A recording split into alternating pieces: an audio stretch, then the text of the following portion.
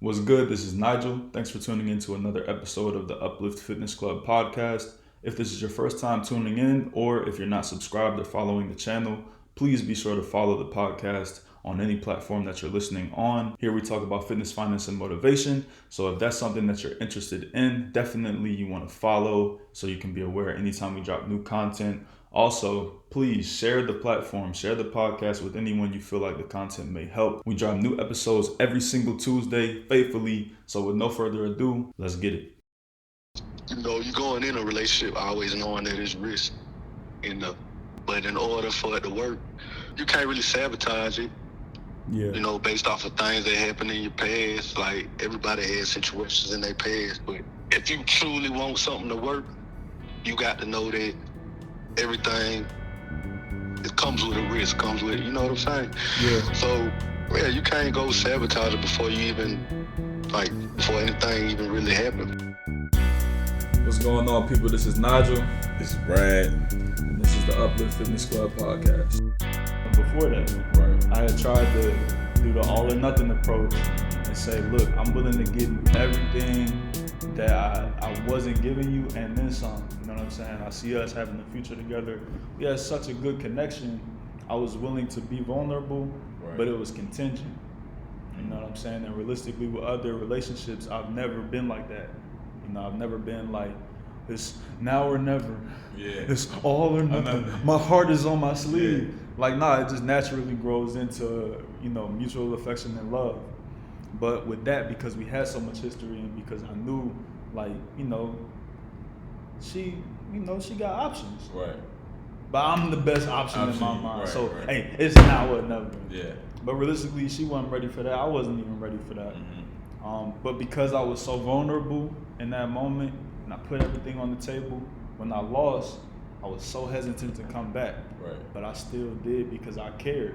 Mm-hmm. And that was why I kept thinking, like, if she wanted to do this for me, if she wanted to make me feel wanted, Right. which I felt like was a small ask, she would do it because I'm only doing this. I'm only planning out this whole weekend. I'm only being vulnerable against my better judgment Right. because I love this girl. Right. So, bro, how can we turn over every stone? You know what I'm saying? You've been through what you've been through. Mm-hmm. I've been through what I've been through. And I know it's affected me because right now, like, you know what it would take for a woman to make me believe, to make me believe that, like, she's for me. You feel what I'm saying? I feel that. It's tough. Like, it's definitely tough to buy in, right? It's kind of like after being on playing for the Browns for when they was bad. 10 right? years. 10 Joe, years. Joe Thomas. Right, and then you got a new coach coming in. And he telling you, And it's he all telling you, gonna man, be we're different. gonna change it. It's hard to buy in. That's hard to buy in. That's it's true. like Laurel High. You know what I'm saying? And before we even got there, they was telling us how it was bad. We was hearing it. You know what I'm saying? So it's kind of like a negative connotation that's attached to relationships now, even if it's a new partner. Nah, it's kind of just, the expectations are that, man, I don't know. I don't know if I can buy in on, what you're saying, what you're talking about. And it's like, I don't know how much talking and actions they have to do for me to buy in. I don't think it's anything they can do. It's you. That's what it is. It's nothing that they can do. Yeah. A new person, by virtue of your lack of experiences with them, because I feel like trust comes from experiences.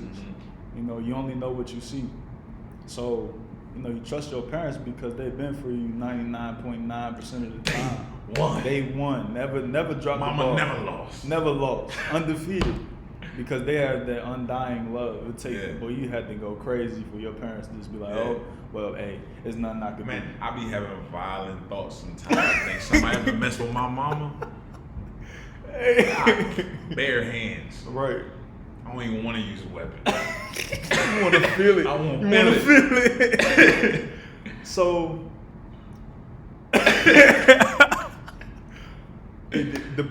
a new person cannot do anything. They don't have the prerequisites. Yeah. You know what I'm saying? They ain't put the time in. So you have to be comfortable with being vulnerable. You have to be willing to turn over every stone. You have to make the decision, the definitive decision that I'm going to present as my 100% self. Right. And I'm going to be vulnerable, but you also have to be comfortable with the loss. Only way you can play is if you're willing to lose. And obviously playing is getting into a relationship. So the work, the stones, we got to get to the stones. I'm so proud of this episode so far. That's tough. That's tough. That's tough. The stones, right? Therapy, huge one. Get in therapy. If you got past trauma, you got past experiences, you too, bro. I know you got insurance. Yeah. Get in therapy, bro. Yeah.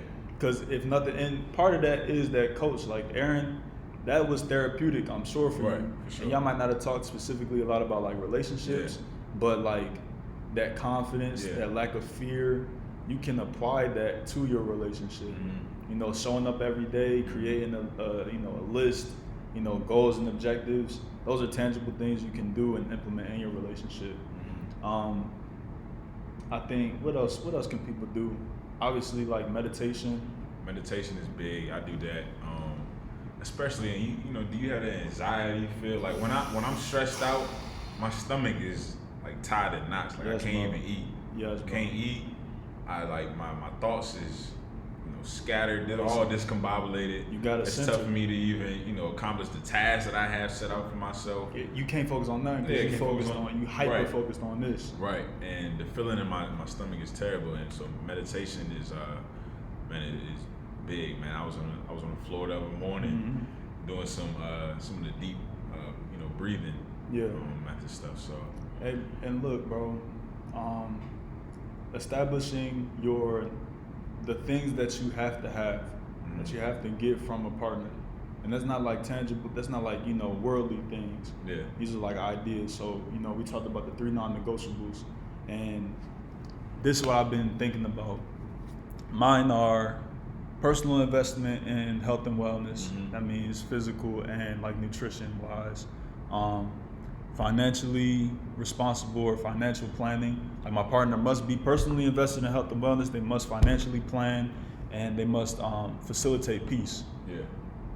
I feel that whether it's 3, 5 non-negotiables, girls be having a lot of them. He gotta be 6'2". He gotta have a big. He gotta do this. He gotta make 100 and he gotta do it. He gotta graduate from his bro. Yeah. But I got 3 of them, right? Right. And that's. I ain't even gonna talk about you gotta look good because that's just So I feel like you shouldn't question that this person does what you need them to do. It shouldn't be something that you have to argue a person down about.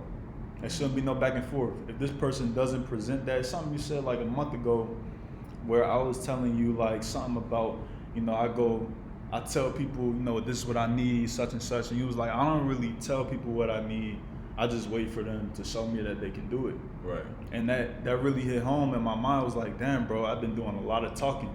Yeah. You know what I'm saying? A lot of like showing my hand. Right.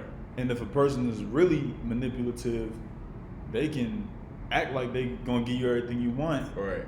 And flip it, yeah. So that really resonated with me, bro. The biggest word now, and I love it, it's from E.T., right, is value, right? He always talk about bringing that value. So, like I said, in terms of looking for a relationship, the partner is probably the best word I can use. Like, I'm just looking for somebody that can bring me, the best value, right, to my life. Yeah. And that's how you should break it down from there. And look, check off those boxes. With that value, bro, it's been times where I feel like I was getting it, but I wasn't even paying attention to it. Mm-hmm. And I wasn't able to appreciate it. Right. And that's where you have regrets, because it's like, I went through my traumatic experience, and because of that, I was closed off and unwilling to recognize when the person is being what I need them to be. Right. And it's, you live and you learn, you love and you lose, whatever. Right. But you have to at some point make that change, or else you're gonna end up in this loop, bro. You talk about a karmic loop, you're gonna end up in that. So that stone of establishing what you need, it's not what you want, it's not lifestyle, it's like emotionally, I need this. Yeah.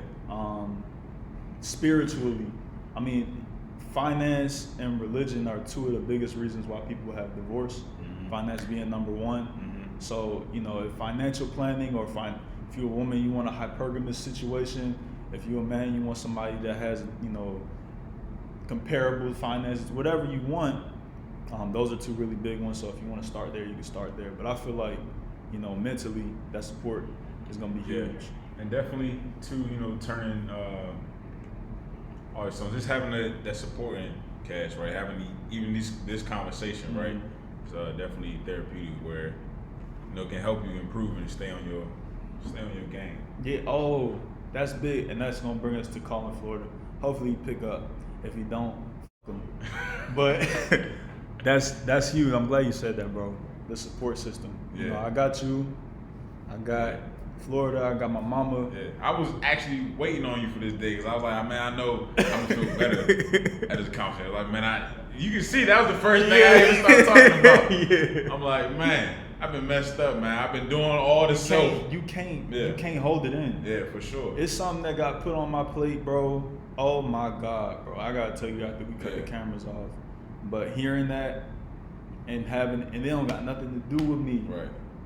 But it's like, bro, and you know how good it felt to just share it with someone who I knew it couldn't affect the situation. Right. You know, going to therapy and talking to them about this is what just got put on my plate. It's as if your son come and tell you something that you're not emotionally ready to deal with, but you got to put on that soldier face. Mm-hmm. You got to be able to go somewhere and let that out. So that support system is huge. So let me pull up Florida number, man. Yo. Hey, bro, you on the podcast, bro?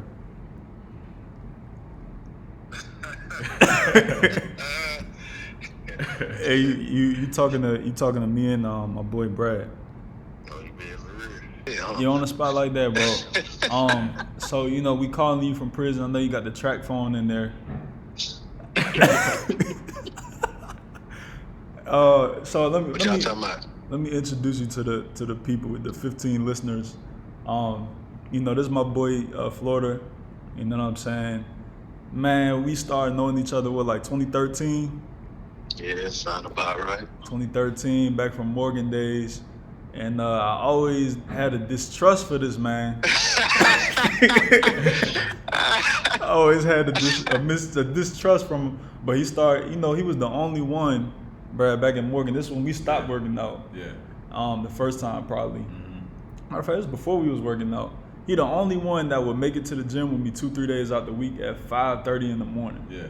So I knew it was something real. Hold up. Yeah, I knew it was something real about him. All right, so we only got like 2.5 minutes to record on the camera, but I just wanted to hit you up, to because you said I'm a punk if I don't call. You said I said that? Yeah. I call that, sir. So yeah, man, we basically went into it, bro. And this is what we was touching on. Like, it's several things that you have to do. We talked about vulnerability in relationships. So we said, like, making the decision, you know, wholeheartedly, I'm gonna give 100% of myself, and be vulnerable, you know, but be okay with the outcome of those actions. Remaining accountable, you know, having that integrity to your decision. Like, I made it, I'm gonna stick to it until it's no longer good for me. Then facing that daily battle and that internal struggle of, like, you know, wanting to be in the here and now. And lastly, turning over every stone, you know, when you're in a relationship, to fix the things that you're struggling with. Right. So what would you feel like you want to add to that, or what do you maybe not agree with out of that? I mean, pretty much everything you said is the things that we spoke about before. I wouldn't disagree with any one of them things. Like the first point I think it was the first point you made. You know, when you're going into a relationship, you know, you're going in a relationship always knowing that it's risk. You know, you're going in knowing that there's risk. But in order for it to work, you can't really sabotage it. Yeah. You know, based off of things that happened in your past. Like, everybody has situations in their past. Everybody done been through something in their past, what they causes distrust or whatever the case is. But if you truly want something to work, you got to know that everything, it comes with a risk, comes with, you know what I'm saying? Yeah. So, yeah, you can't go sabotage it before you even, like, before anything even really happens. So that's one of my main points. You know, we talk about that all the time. Yeah, for sure. Yeah, going in with a positive mindset. And it's one thing to be cautious based off of things that happened before, you know, and to learn from past situations. And there's another thing to go in there with your walls all the way up to the point where the person can't even get to know you or build any kind of relationship with you. So that's something I had to learn myself. So that's one of my main things. Yeah. Say what you touched on. So I want, bro, we cut the camera off, but this is gonna be bonus content, bro. We was talking about yesterday, Brad. Yeah. I was in the crib. On probably like Sunday, right? Yeah. And my mom, she cut the cable off because she on the financial, right? And I always used to tell her last year when the corona was happening, George Floyd got killed, you know, all that. I said, Mom, stop watching the news. Like, let's just listen to some music. You know what I'm saying? Bro. And so on the weekend, she listening to R&B. You know what I'm saying? All throughout the house. And I just went through that situation, you know, took through the whole weekend, put my heart on my sleeve, all that type of stuff, right? Getting rejected. And now I'm walking through the house and Mary J. Blige is playing. Yeah. Said I'm not gonna cry. Hey, bro, I'm in the crib, bro. I found myself, I was looking at the floor, listening to the lyrics. Yeah. She might as well be saying my name in the song. I was like, damn, bro. But I can't tell my mom, like, stop playing music because I'm in pain. But then I told her, say it again. I said that'd be the worst. Yeah. Like we were saying yesterday, when all the music you like is connected. And somebody else playing it. Yeah. And it ain't just the music you like, it's the ones that talk about anything that remind you of that person. Yeah. But then we was as sick as a dog. And we was going through it, right? We was talking about it. But then it wasn't just the sad songs, right? My mom was playing the music. I said, Najee, you're going to have to get over this. Because most of these songs, you love these songs. It's just making you think of what just happened, right? But so that's funny you said that, though. Because that's one of them things. You be like, man, I can't let somebody take these songs from me. Yeah. Like, you got to get your song back. Yeah. I love this song too damn much. Exactly. You know, you be singing along wanting to cry. But nah, bro, I was listening to, it's not just the romantic ones or the depressing ones that get you. It be the ones where the rappers is talking about how they f*** up.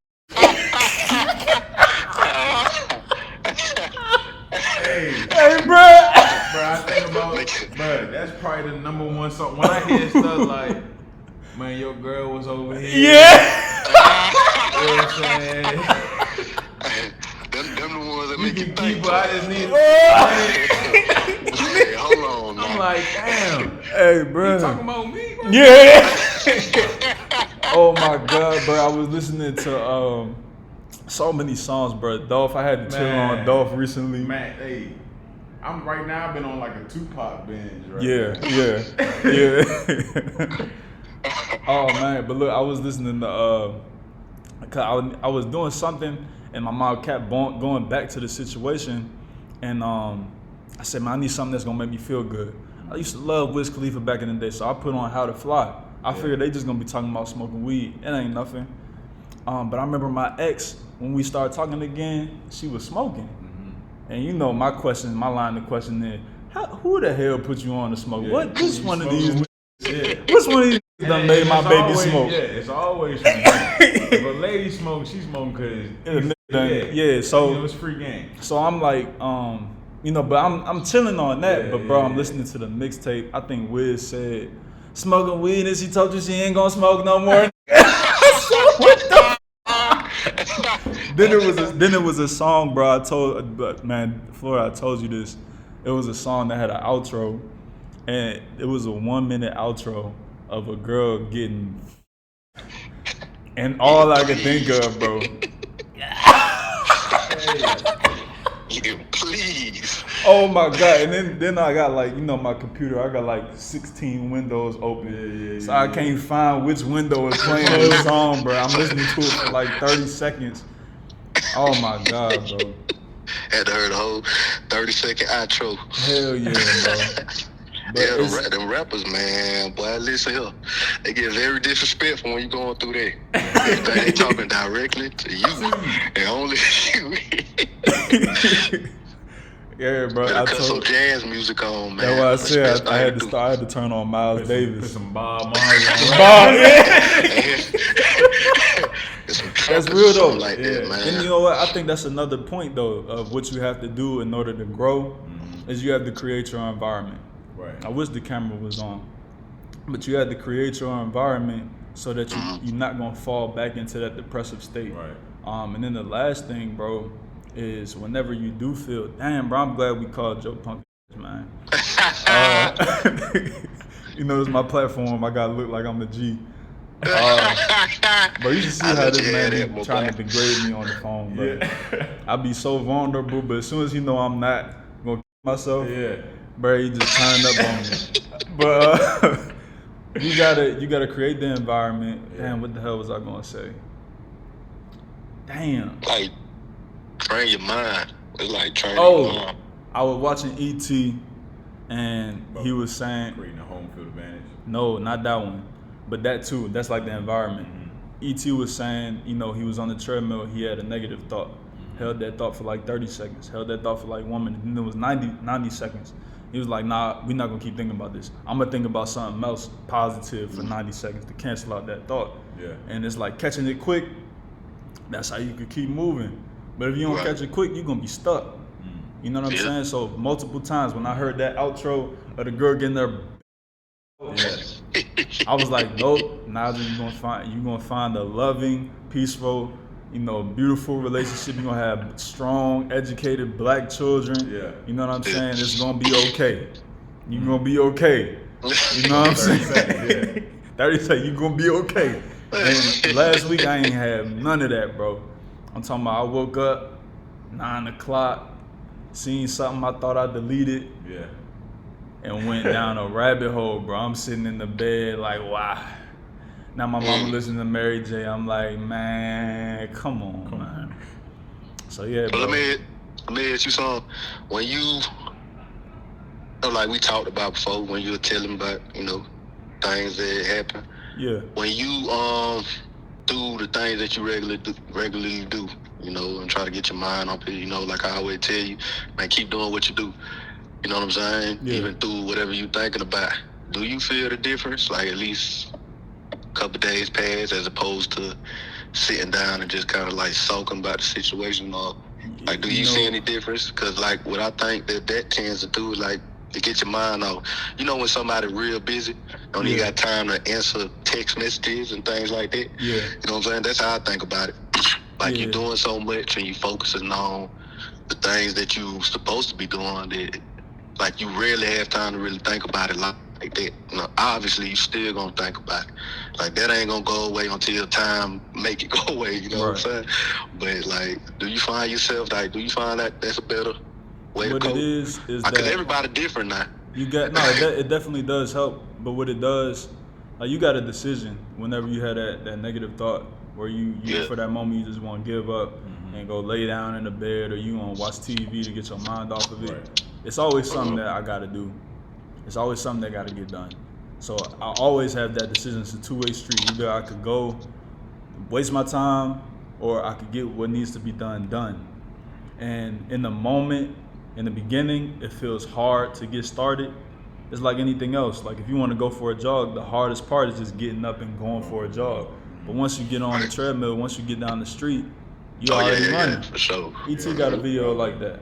But it's I think the real benefit comes days, weeks, and months later when you continued to do and execute on the things that you wanted to do.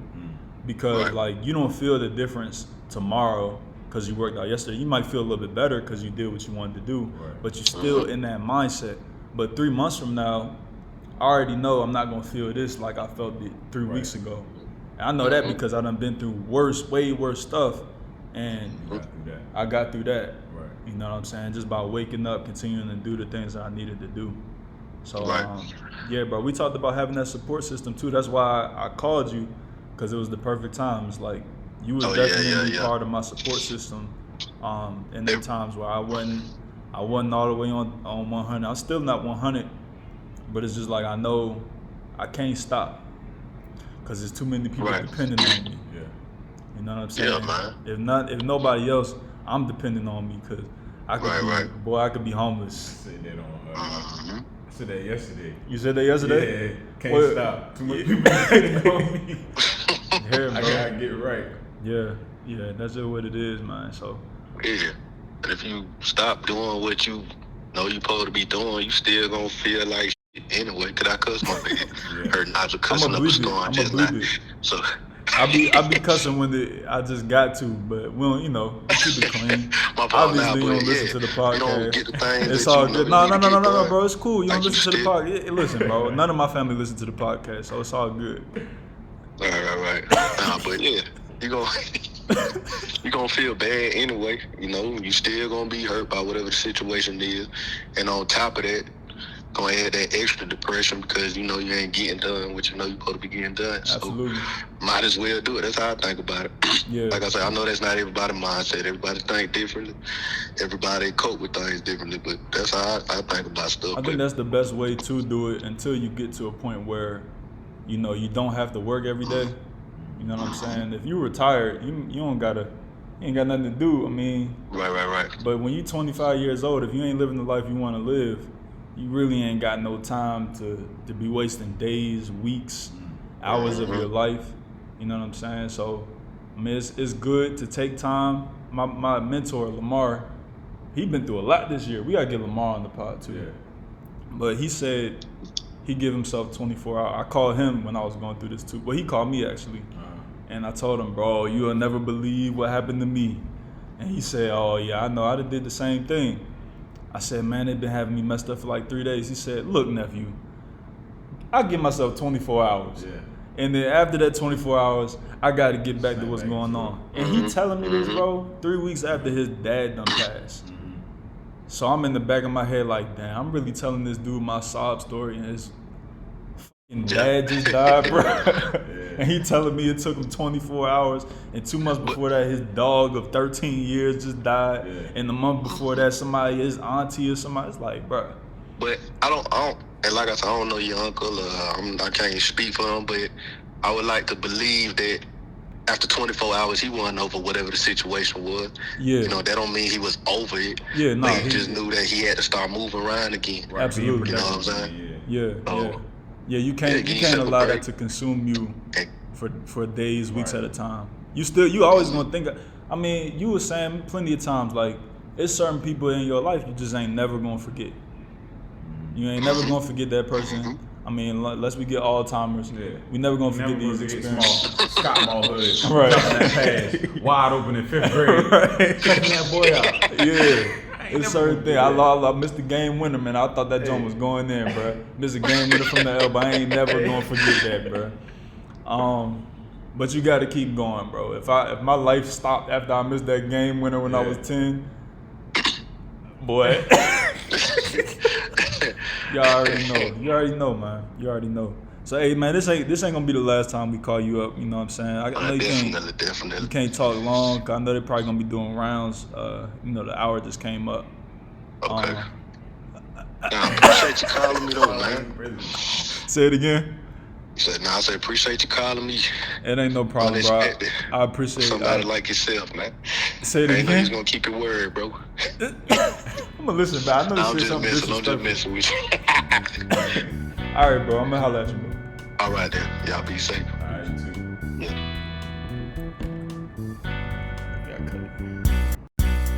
Write it down. You can't wait your whole life to make a change. Believe in yourself. Innovate with integrity and intentionality.